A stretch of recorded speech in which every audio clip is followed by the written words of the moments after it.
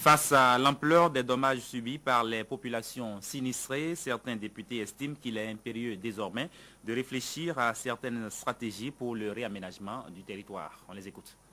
Les petits gestes que nous faisons sont purement symboliques, mais nous allons en discuter une fois que les tournées seront terminées.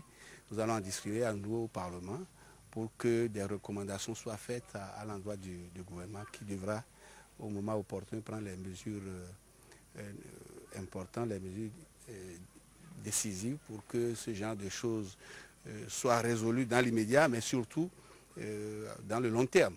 Parce que ça devient récurrent, ce genre de situation. Il faudra y penser de façon définitive.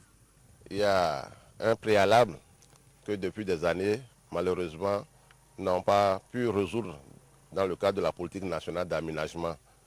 Il faut maîtriser les eaux pour pouvoir les utiliser pour l'intensification de notre agriculture. L'eau ne fait pas que du mal, l'eau peut faire du bien si on arrive à la maîtriser. Donc il reste un travail. C'est pour cela que nous avons dit que nous avons des propositions.